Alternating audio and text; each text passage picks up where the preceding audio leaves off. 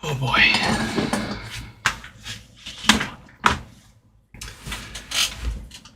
Let's clean up a little bit and we'll get started.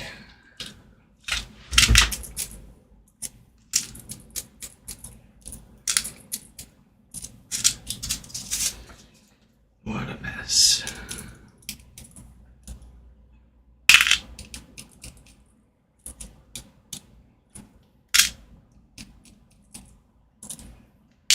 Where have I been? I haven't been anywhere.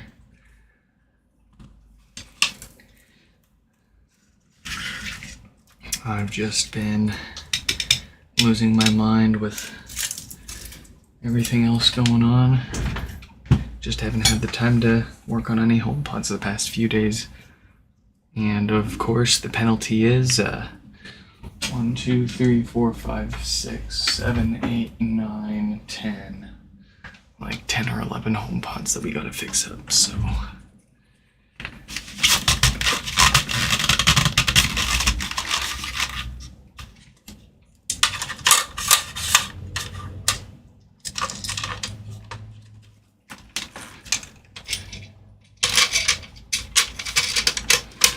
I'm just gonna put this back together real quick a little bit.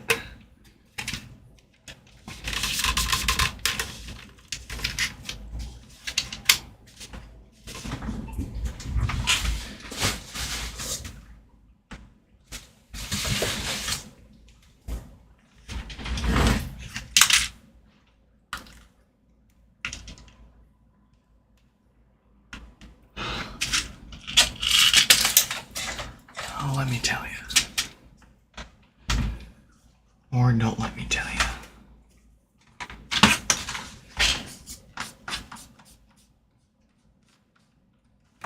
Let's get this up on our spot monitor so we can see that. And who's gonna be first?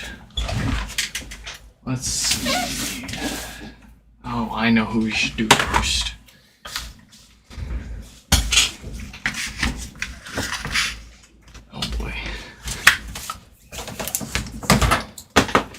Poor Mike here dropped this thing off almost a freaking week ago now at this point.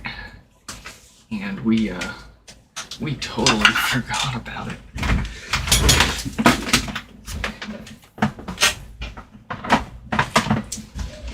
It's been a little bit since we've had someone local drop one off, so it threw me off a little bit there. That and got a little distracted with unexpected news. I thought I signed a 1-year lease, but we only signed a 6-month lease, and we are out of here in a matter of months, so it was pretty much immediately like, we gotta figure out what we're doing kind of thing. Anyways,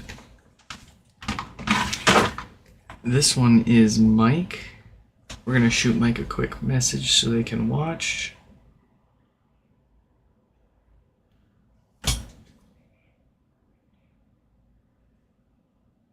Share that.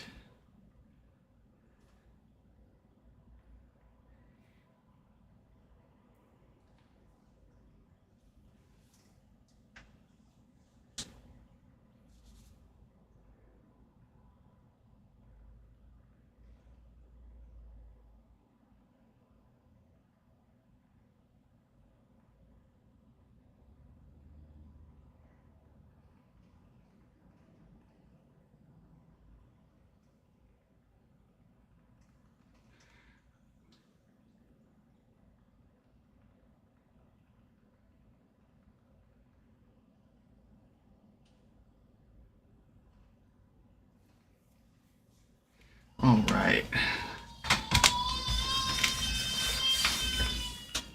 That's a kid. What is she saying? Who knows?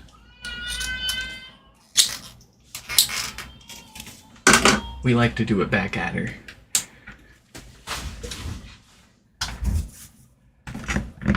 Alright, so, yeah, I should probably get their name up on the screen here, yeah? Right now is Mike with no power. Up next is, let's see, is that one that we can fix? No bass, yes. Alright, so up next will be Garrett's.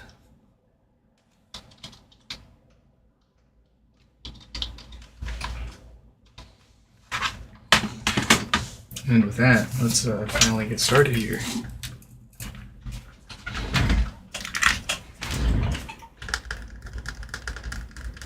Alright, 6 watts at the wall, nothing on the pod. Thank God, looks like another dead diode. Here we go.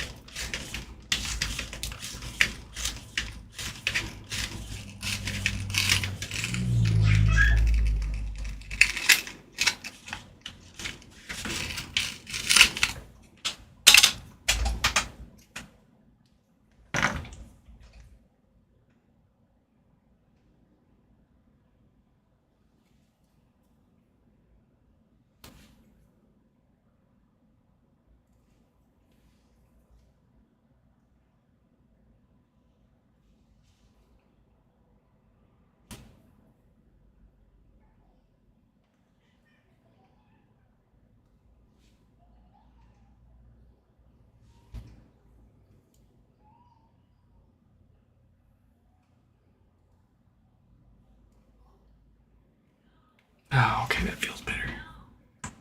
Here we go.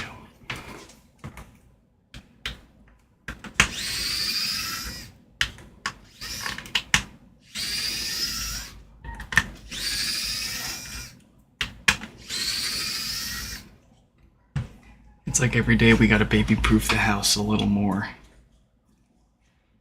She's recently started crawling up the couch, which translates to not a second that she can be left alone without her getting into some sort of trouble. It's hilarious. Like, she knows she's watching you. And as soon as she sees that she thinks that you can't see her anymore, she immediately scoots across the floor and up that couch to try to crawl up the wall. And you hear her, so you call her out. You're like, "Chow," and you hear the most evil cackle.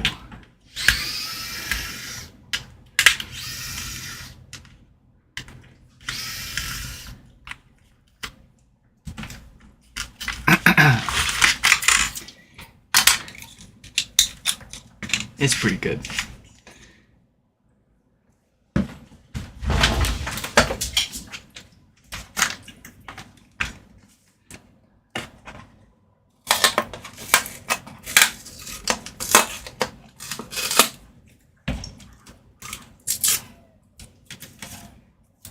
And there we go.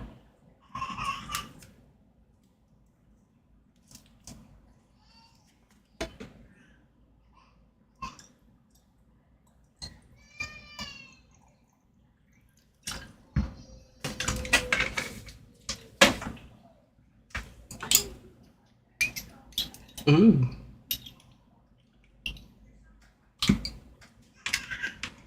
Oh, got some in a cut. Oh, that stings. Oh, that stings real good. Oof.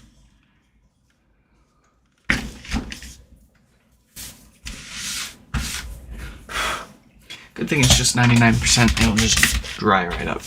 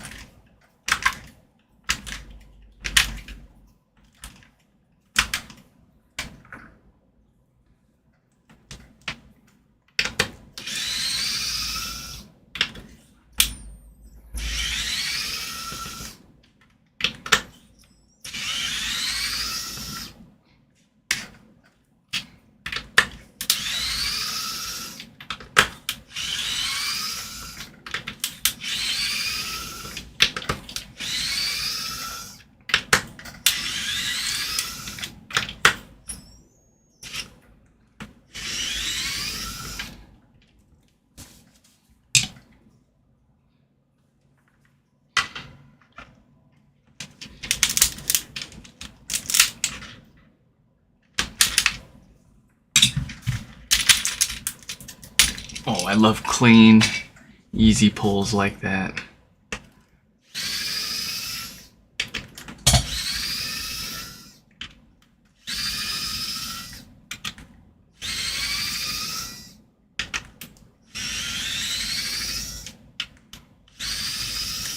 It's funny how even from the factory I noticed some of these subwoofer screws are bent before we even, or without ever even touching them.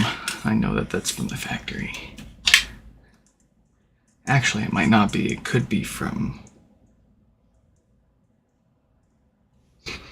bouncing around in a box for too hard, too long. But I see it in pretty much all of them, so never caused any problems. Just an observation. I mean, like, even these screws are sometimes a little wobbly. It's like, what the heck?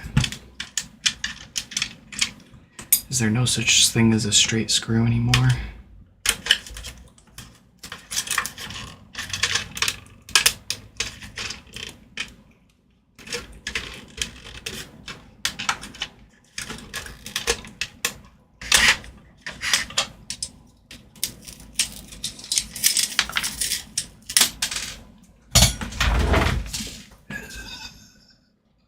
Look.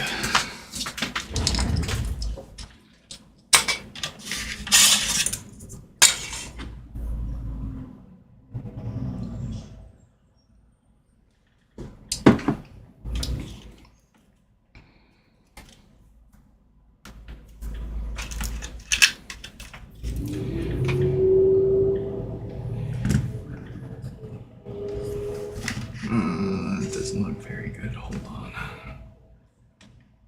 Hold on. Oh. A wild Mr. Brick has been spotted. But what's this?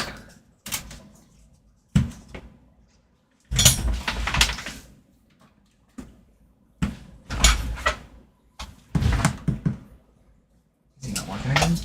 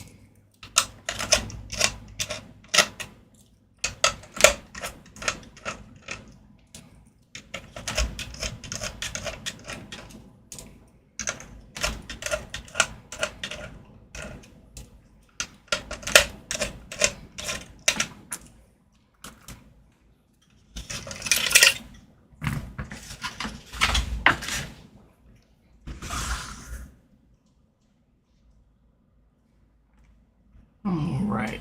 Looks like a 4.8K on there. Not surprised.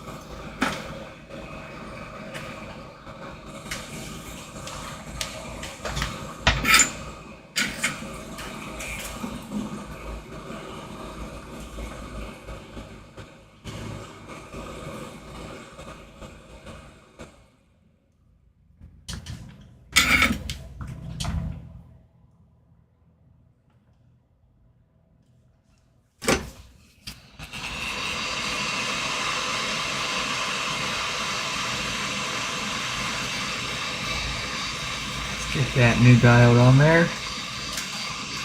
That's going to permanently fix this problem. This diode has no real chance of failing again. The only reason those old diodes fail is some bad batch of them floating around out there. Quality control issues. But these ones are far outside of that date range of bad diodes, and they're slightly beefier and held to slightly higher testing standard manufacturing standards. So, kind of like a triple-edged sword repair there. Not that we have any doubt about why those old diodes are failing, but kind of like a just in case. We had some people speculate that the diode that Apple used wasn't strong enough, or stuff like that, and we just haven't seen any evidence to prove that. The part itself is perfectly sufficient for the job at hand.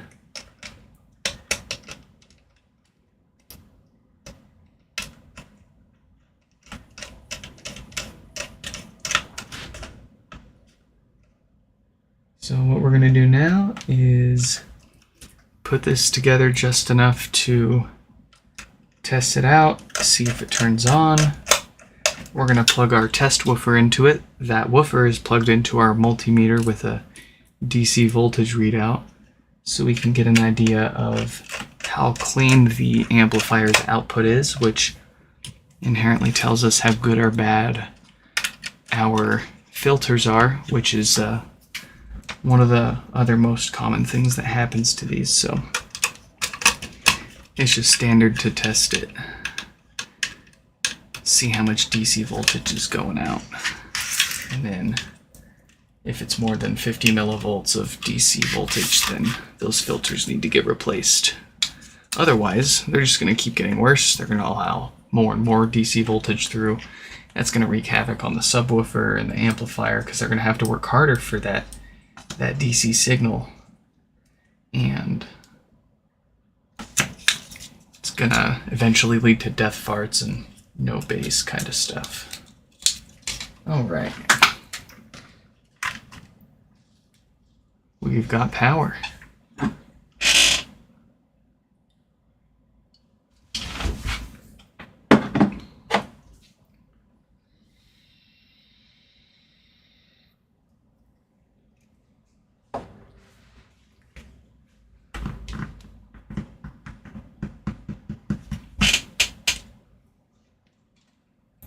And we've got an excellent offset reading. So this one looks like it's all ready to put back together.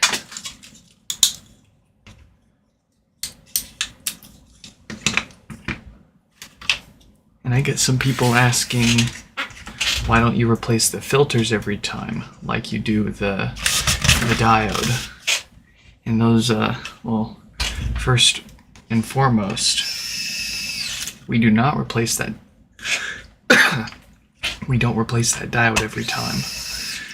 We only replace it if it's within that date range of 46K to 48K. Those are the only ones failing. So, that said, we also don't want to just willy-nilly replace those filters on the amplifier, because, quite frankly, a good half the time it tends to introduce other issues. It's a fairly involved repair, as easy as we make it look. So we try to avoid touching those filters unless necessary. And that said, how we came up with our 50 millivolt threshold there to determine whether the filters need to be replaced or not, that is a bit of an arbitrary value that we picked. If you do some research on the internet for DC offset, it's an inherent thing with Class D audio amplifiers and the likes. There is a datasheet available for the amplifier chip that was used in particular, and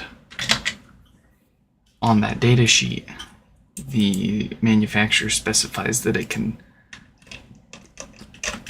tolerate up to about 18 millivolts at the input, which means at the amplified output that we're measuring, that's about 180 to 200 millivolts. It's about a 10x amplifier.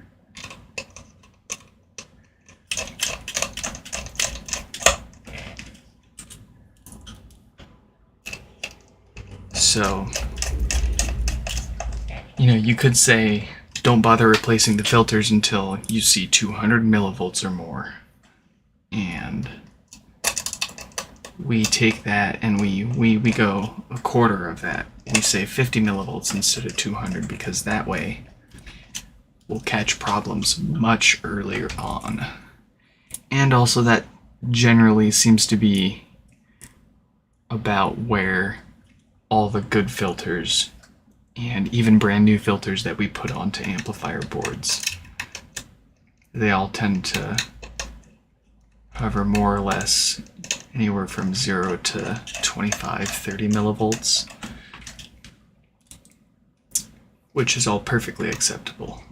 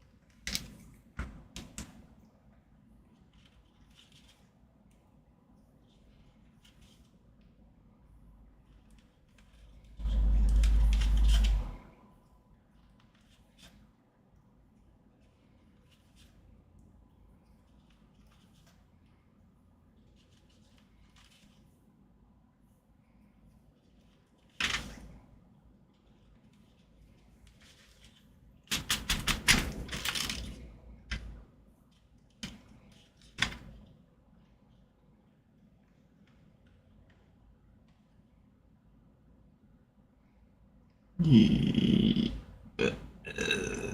in there. Don't make me bring the tweezers out. Yeah. Oh, no.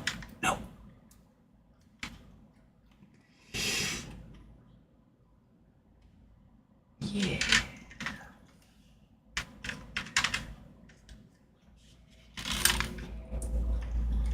Tim Cook, more like Tim can't cook.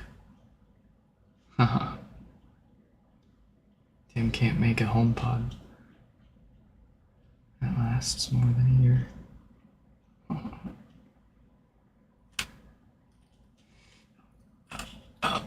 Yeah. Got him.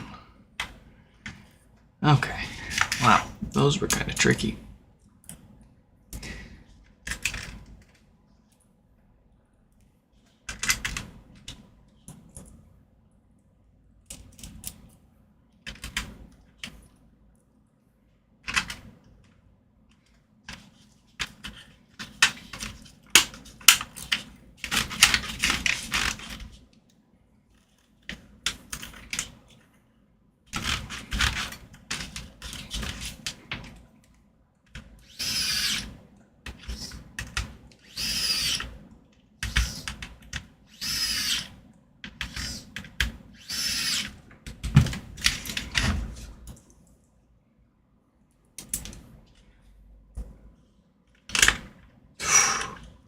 We're off our game today, aren't we?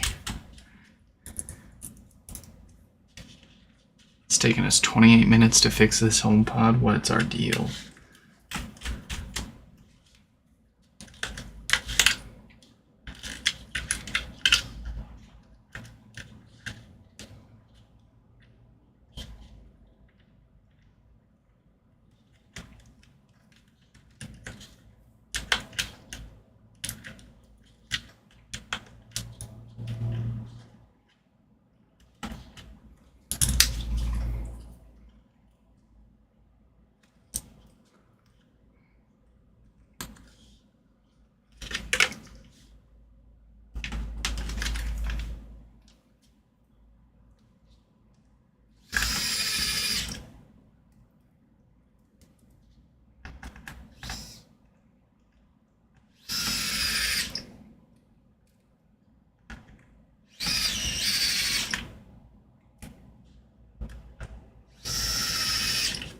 Okay. Time to look like a HomePod, little guy.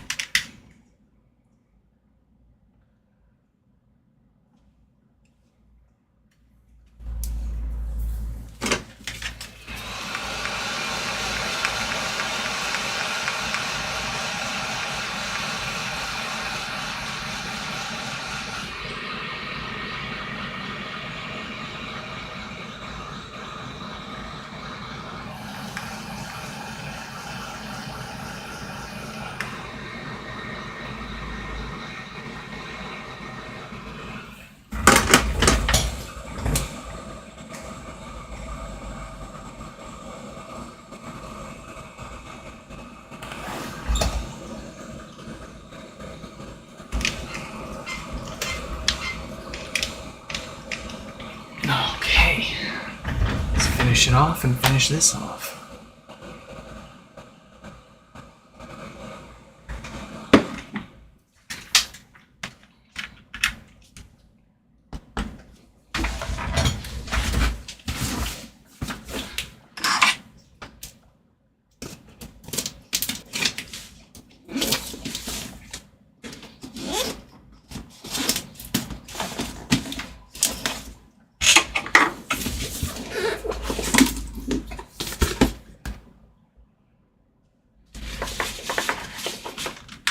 Ooh, I smell the subwoofer off this one.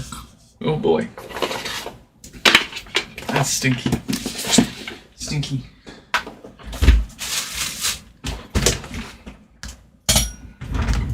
I'm having trouble connecting. Beautiful. Volume buttons light up nice and evenly. We've got good sound and power.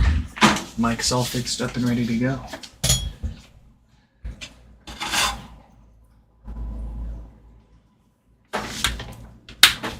We'll leave that plugged in overnight and let him pick it up as soon as tomorrow.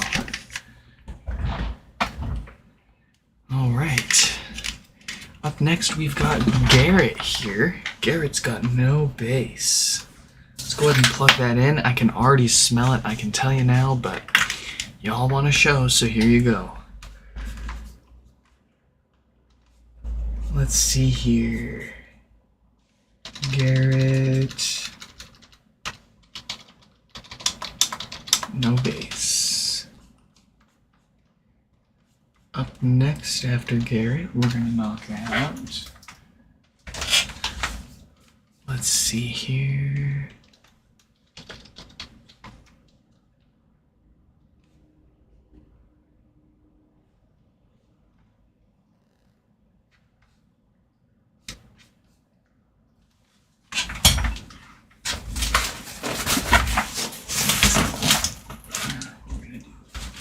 Let's see.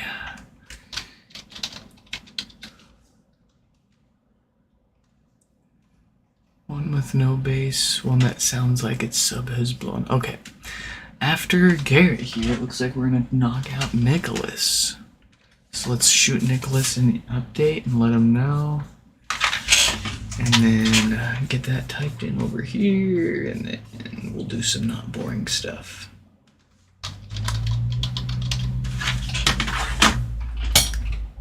I'm having trouble connecting to the internet. For more info, check the home app. Yep, that is a severe lack of bass, alright. Before we get started, I'm just going to note that we do have a crack on the top right there. So we'll need to be extra careful prying around that area. We don't want to make this any worse, or we're going to have to replace it ourselves. And I will straight up admit that I have scratched and screwed these tops up before myself and had to replace them. But it's been a while. We only did that a few times when we were first starting things out, but luckily we were prepared. We had a set of spares on standby for if and when we screwed that up, and boy did we screw it up a few times. But to my surprise, there's a number of other people out there that have, their first time. It's even better. I get people that attempt to do their own HomePod repairs, and they either completely and totally butcher the top piece, or and the good thing about this, the great thing about this is they send it in to me for repair still, so I get to judge it their work. But sometimes I see people that have never worked on anything like these before, and they've just done the most absolute perfect job pulling these tops off, and then they just stop right there. And it's like, you got something, buddy. Keep pushing. Oh boy. And then we get some that people send in that they've tried to work on, and they put them back together, but they don't put the screws in. And they send it in to me. So by the time it gets to me, everything is disconnected and bouncing around the inside. And that's fun.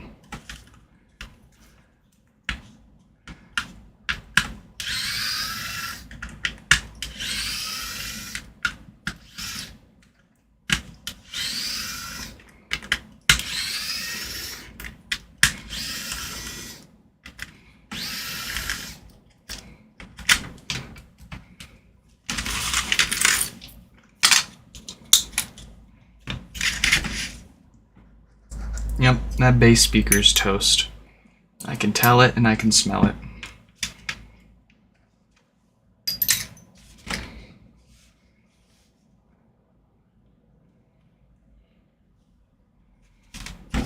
This is basically what happens when what we were talking about earlier with those filters and DC offset.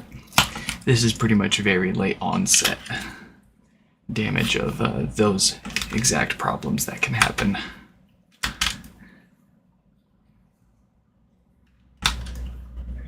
Hello, hello. Cracked my top on the third repair. Man, I should go grab my very, very, very, very first HomePod that I ever fixed. Like my proof of concept, can I even do this kind of thing? I had bought my own broken HomePod and just to prove it to myself to see if I could even fix these things. The concept or idea of offering this as a repair service for others wasn't even anywhere in my head yet. But what I was getting at was the absolute disaster that is my top piece for that HomePod. I did get it off in one piece, but it took me 2 hours, like an hour or two, and it was scratched to hell.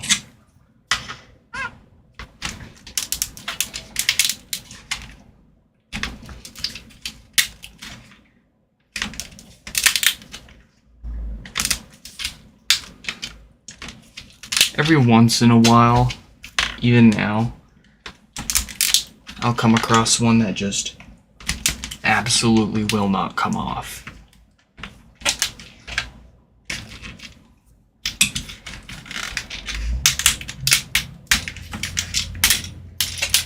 And you can't do anything but scratch it a little bit to hulk it off. There's only so much technique you can do before you run into some real beast in the wild. Just completely shames your technique, makes you look like a fool.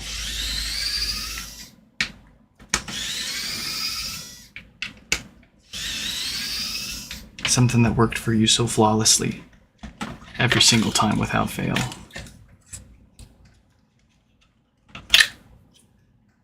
Ooh, that's gross. That should not sound like that.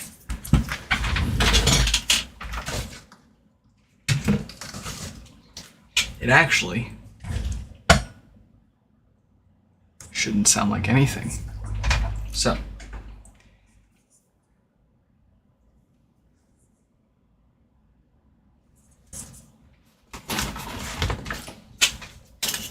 we're gonna need a new bass speaker, and I've got another good one here, except for just a little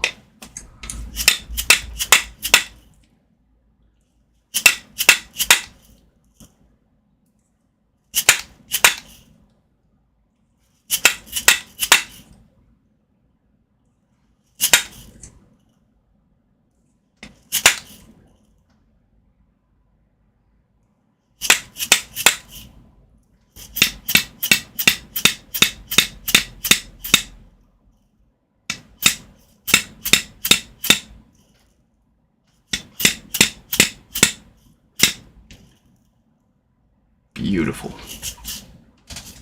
This was the best $10 I ever spent at Harbor Freight.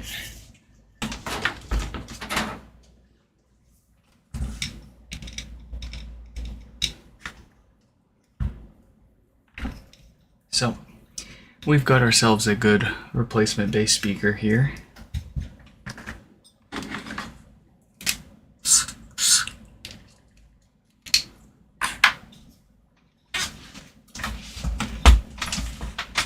Gonna need to do a few more things before we just slap this back together and call it a day. Let's rectify the reason that this bass speaker blew up, because these are pretty hardy speakers. They don't tend to just have a meltdown on their own. In almost every single case, well, in every case that we've personally seen, I'll say that as well.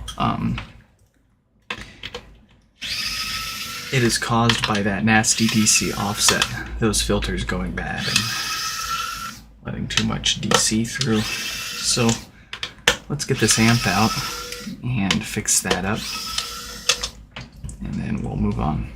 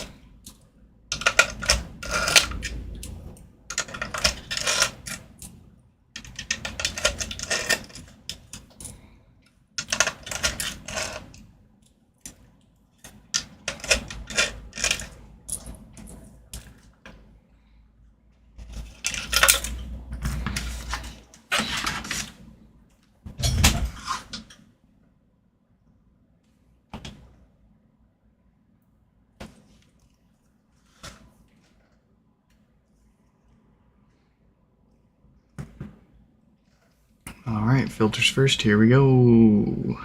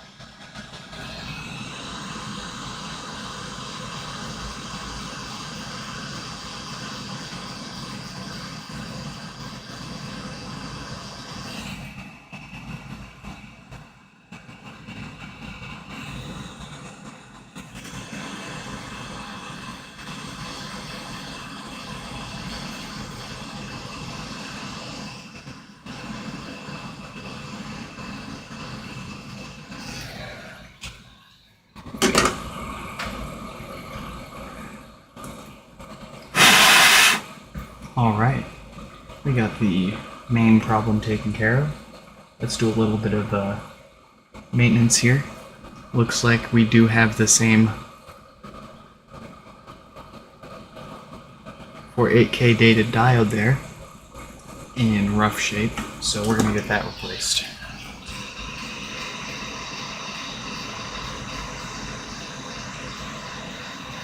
That is the date code that we do see commonly failing and causing no power, so this is a good enough reason to get this replaced. Even though it's not having power issues right now, we do not want to have this thing back in for this diode's inevitable failure, if we can help it.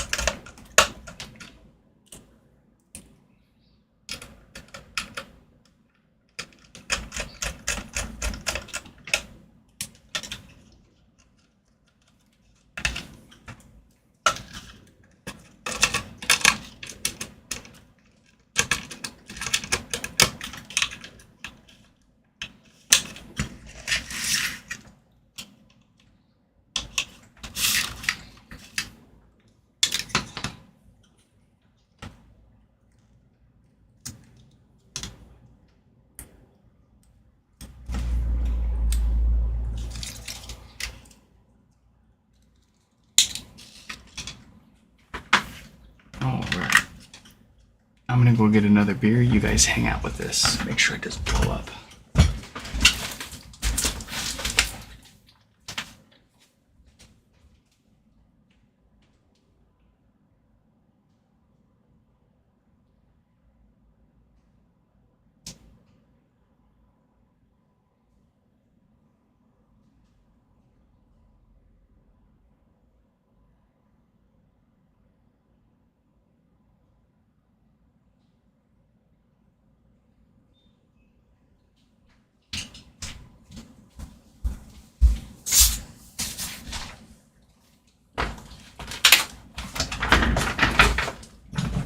All right, what's the verdict?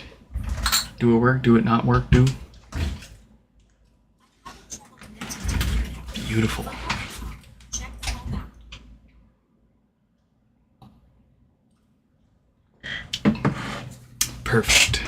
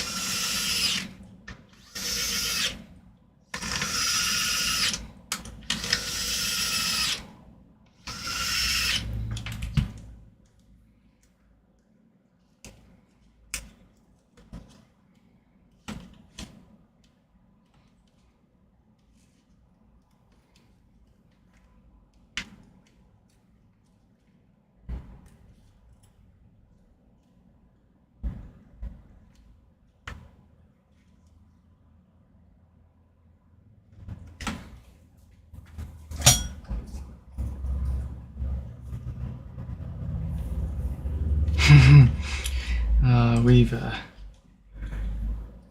done an embarrassing number of these by now. Somewhere between 2,000 to 3,000.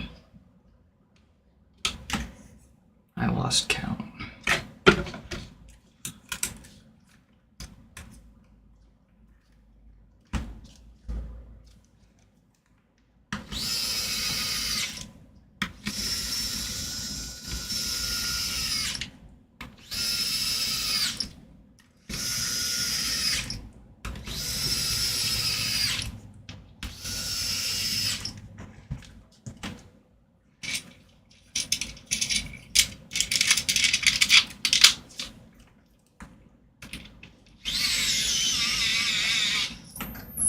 We should do like a blindfolded HomePod repair challenge.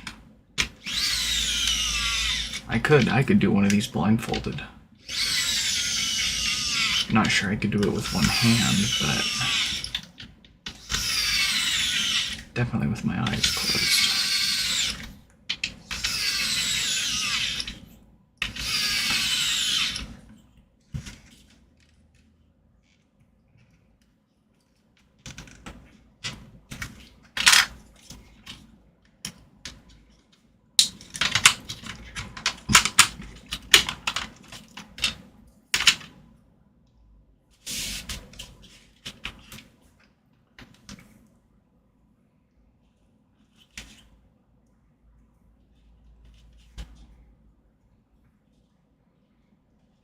Yeah.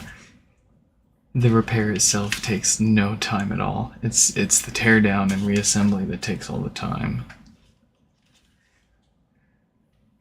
I think our fastest HomePod repair for no power is going to be the most straightforward and easy one. Fastest one we've ever done recorded is 17 minutes.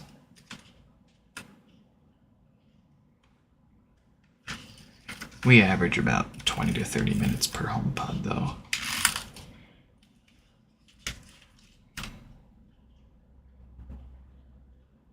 But we have to, with how many that show up. If it took me an hour or more, I wouldn't have the time to do them all. We can afford the occasional difficult one. But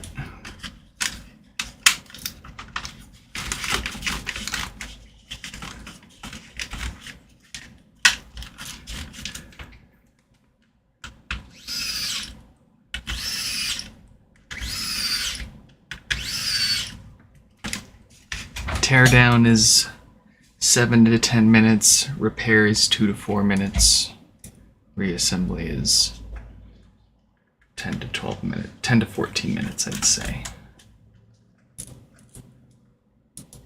Depends on how much I'm talking.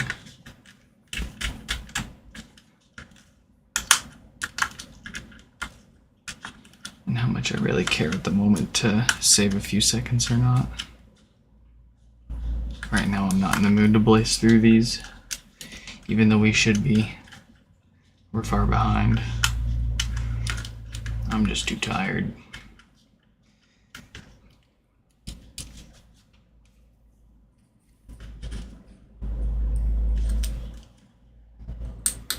I mean, I say that and we've almost got 3 fixed in an hour. What is that? Is this the second one or the third one? No, this is the second one. I'm bad.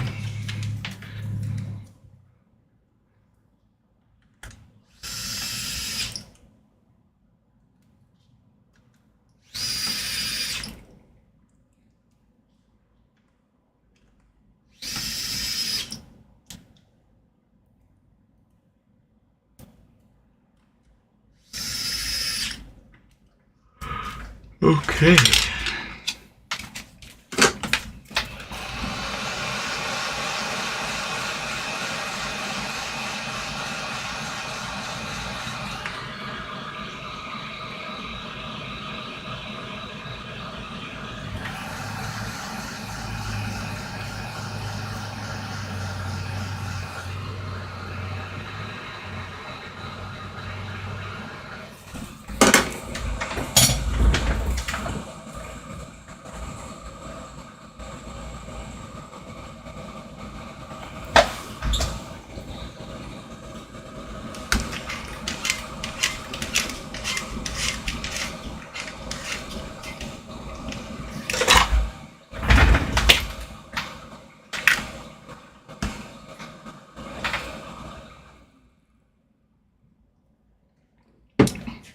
I haven't had anybody send a second gen in yet, presumably because they're mostly all going to be still within warranty. I've had one person ask me for a repair for a second gen that doesn't power on, but only one person so far. They never sent it in. That's how it goes though. I'd say easily like at least half of my repair requests in my inbox are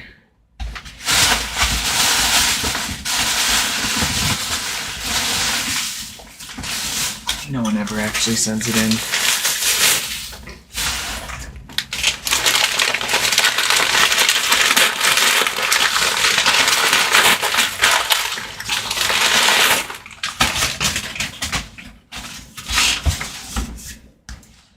I'm having trouble connecting. I'm having trouble. Beautiful. Garrett's fixed. So it's on to Nicholas. Nicholas has 2 HomePods, both with bass issues.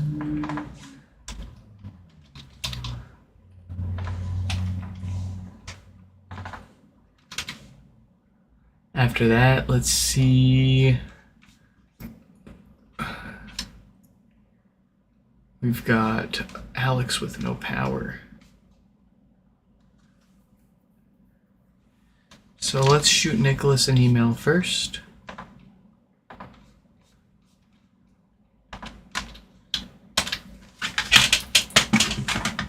Let's get their name up on the screen.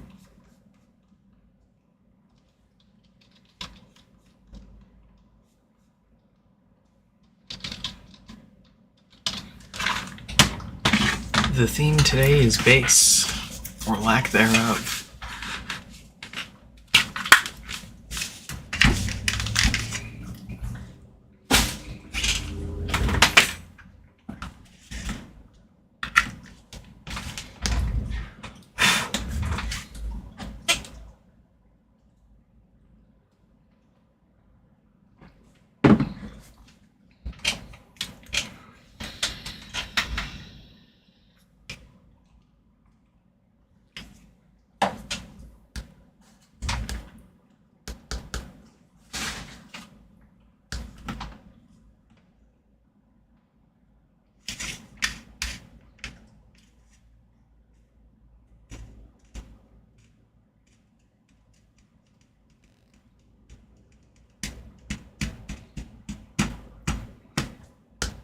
I'm having trouble connecting.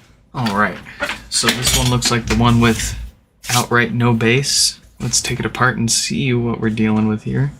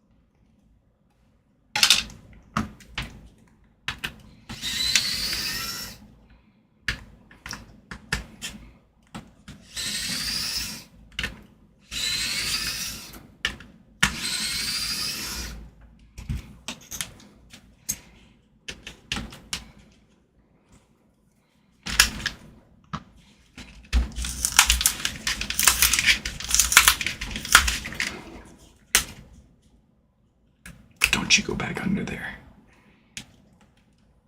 Oh.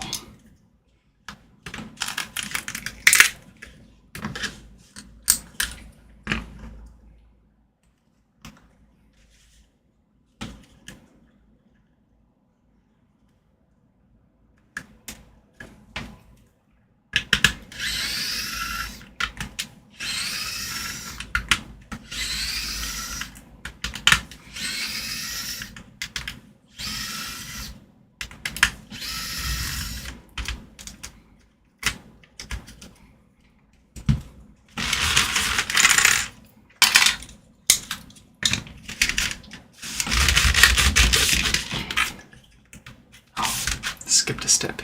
Here we go.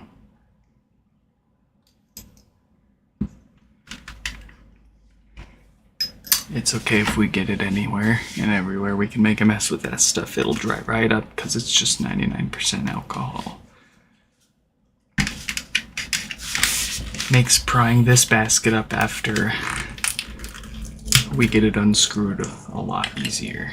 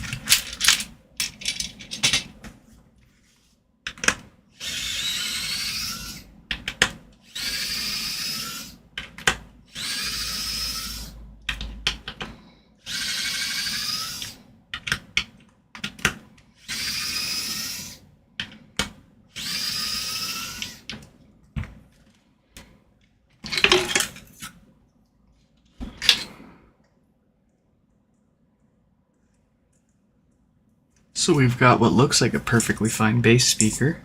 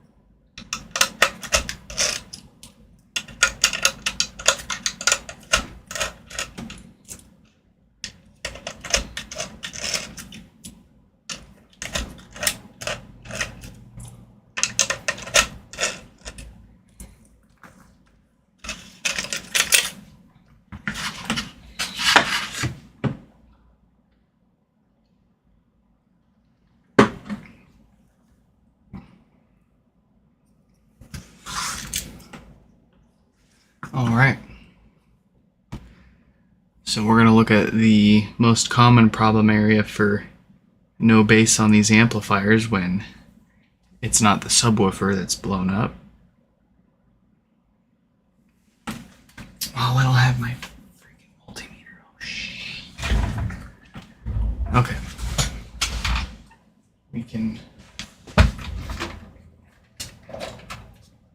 work with this. We have alternative solutions.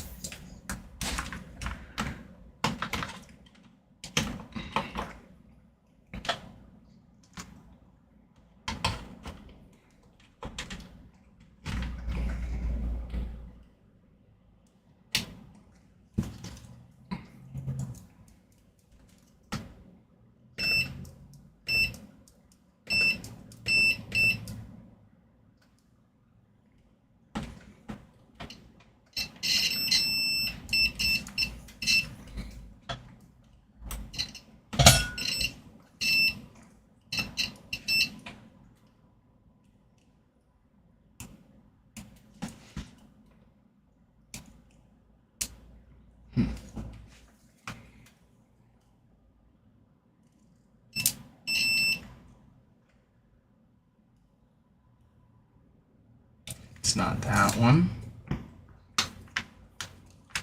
If it's not this one, it's going to be a mystery. We won't know.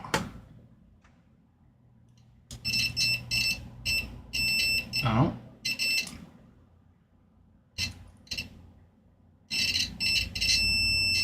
Yeah, we got him.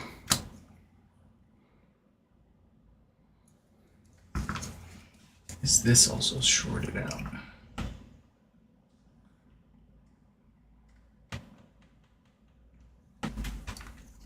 No. Okay. So that means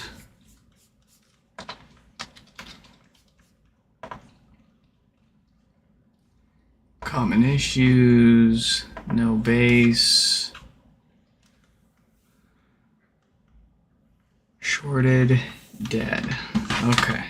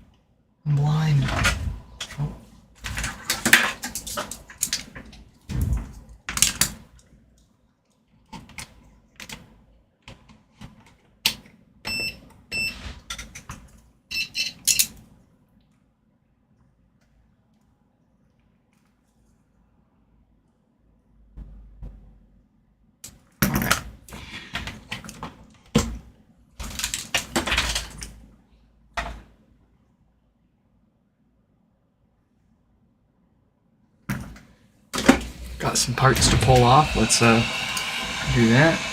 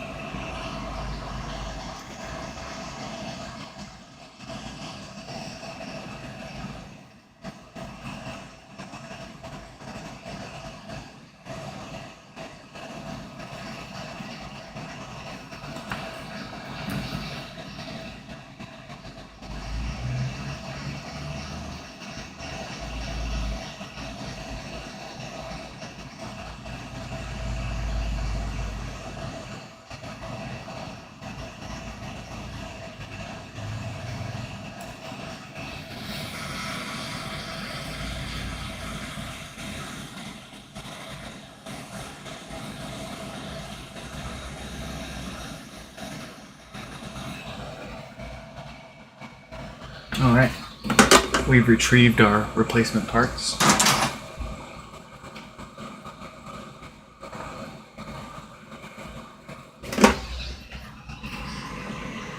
Let's get the bad stuff pulled off here.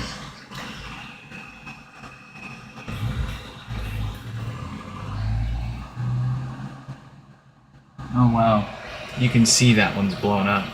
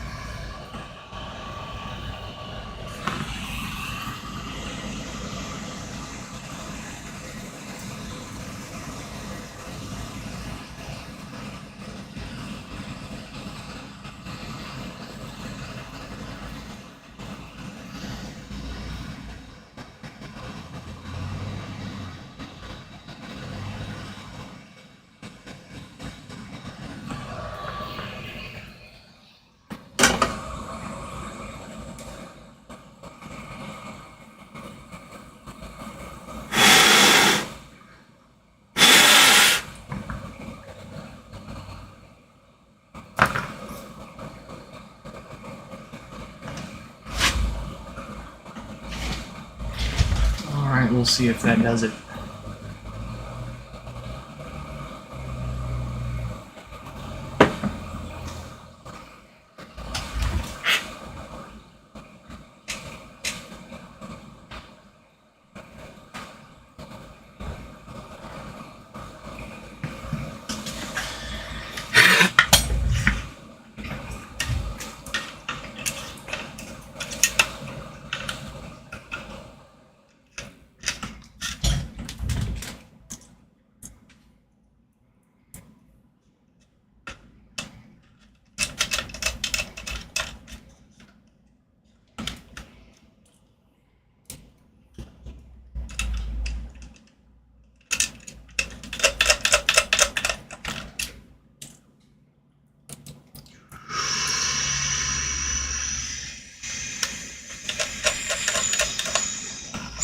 There we go.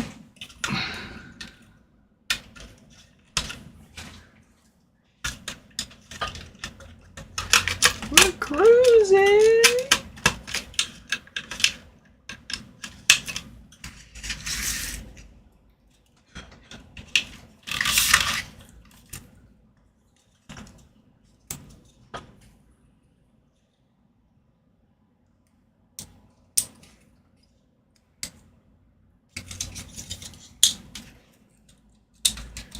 All right, let's give this a second to boot up.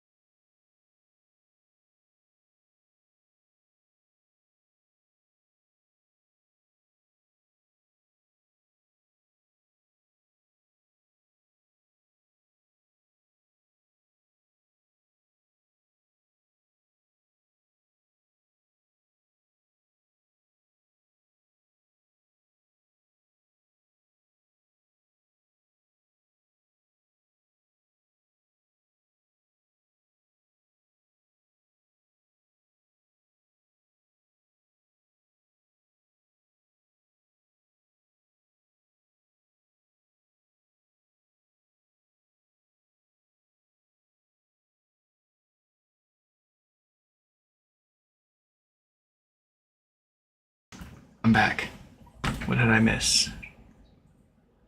I'm having trouble connecting to the internet. Oh, we got our base back, baby. Check the home app. Yeah.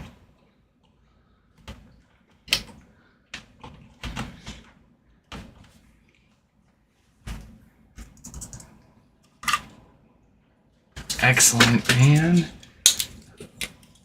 That's great.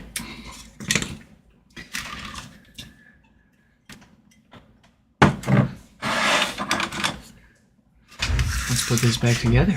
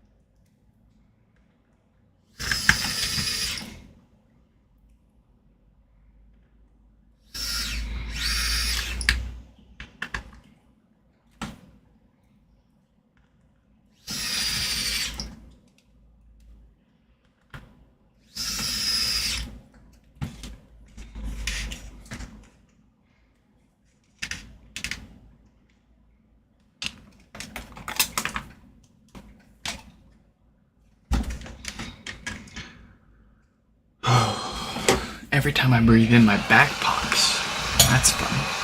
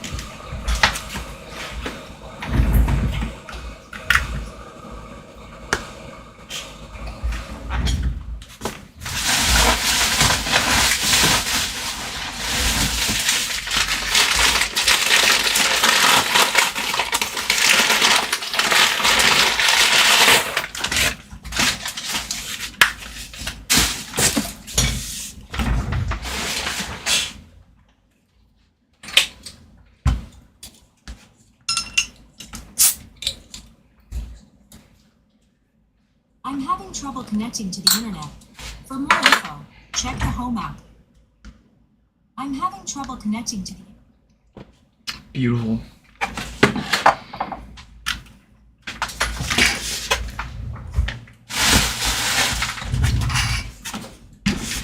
So this other one is also from Nicholas. I believe it still has bass, but it's popping rather severely. So we're going to take a look at that, see if we can't make it any better.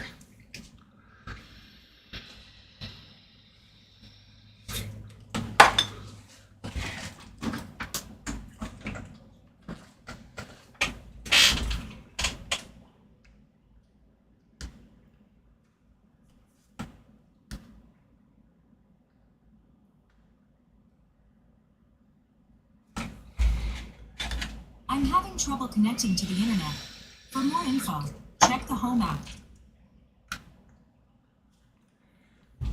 All right.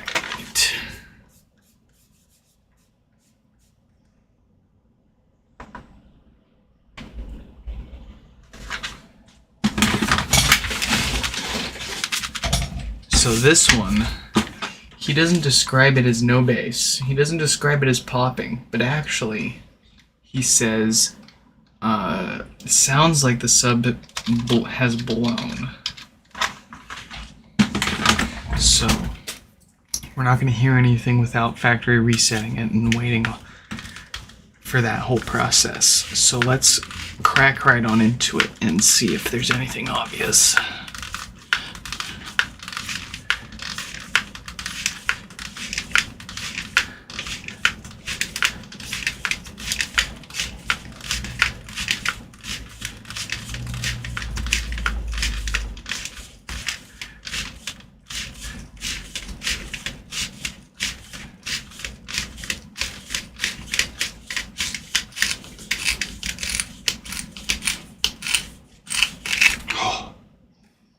Beautiful. Just like my home state of Washington. You couldn't pay me to move out of this state. You literally couldn't. It's been tried.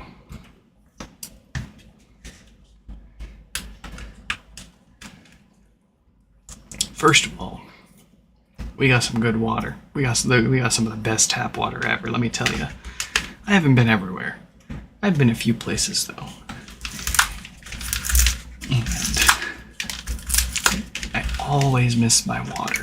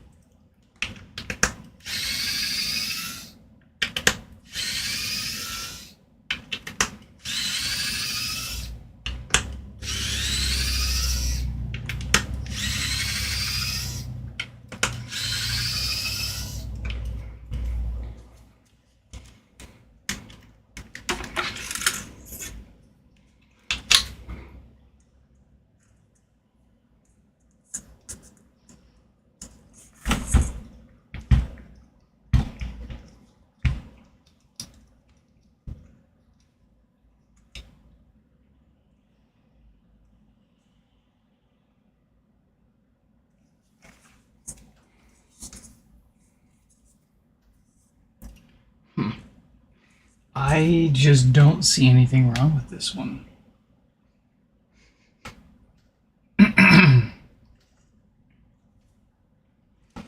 Uh-huh.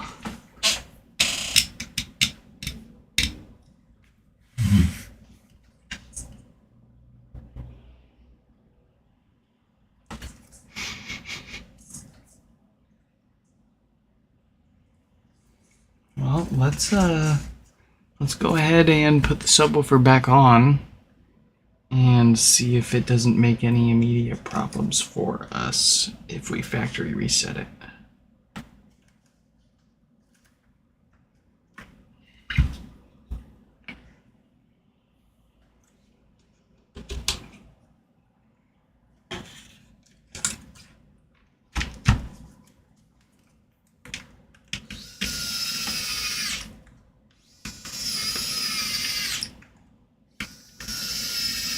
Have I watched the iFixit removal of the top? You know, I probably have, but I can't actually remember it now that I think about it.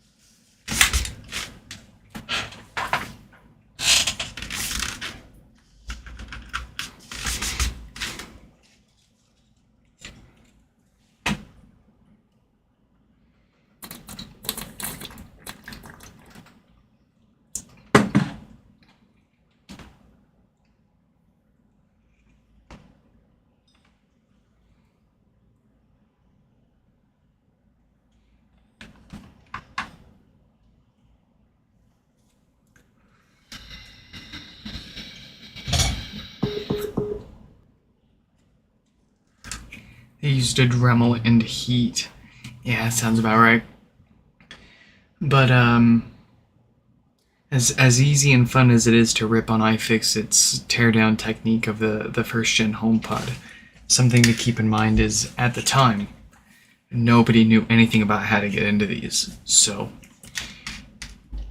they were willing their willingness to sacrifice a functional HomePod to maybe give others insight as to how to properly take these apart was worth it in my opinion. You know, hindsight's 20/20. You hear it a million times, but once you personally experience it.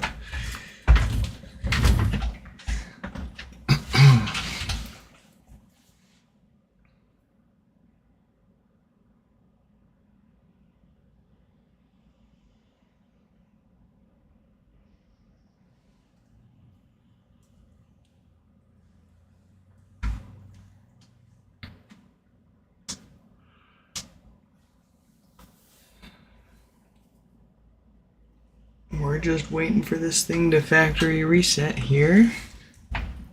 Here, now you can see what it's doing.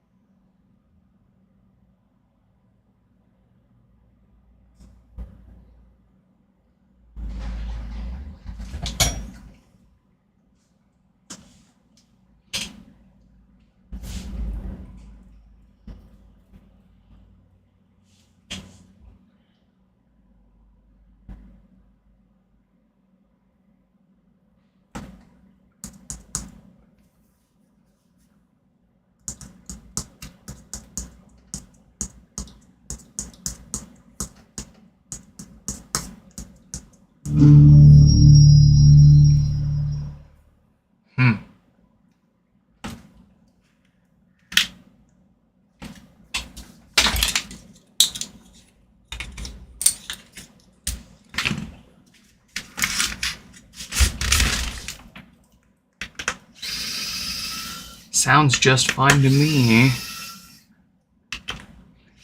I still have a logic board that seems to cause no power.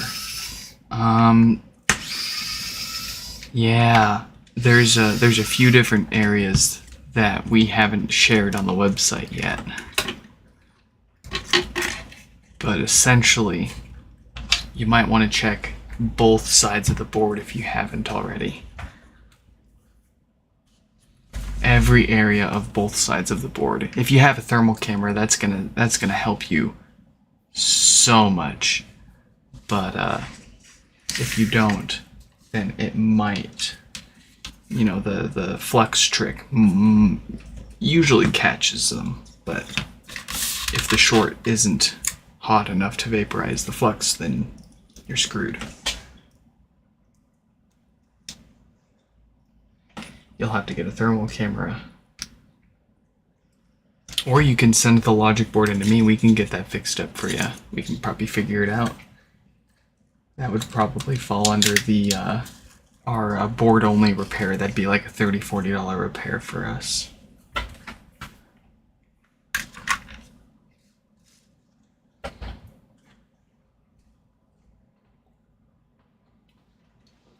But it sounds like you're pretty invested in fixing these things for yourself, so you might want to get your hands on really any like those little USB cameras that you connect to your phone.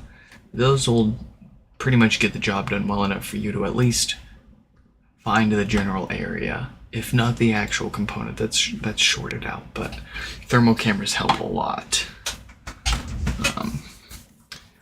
Let's see. You have a FLIR, but it didn't seem to show anything. Interesting. That is interesting.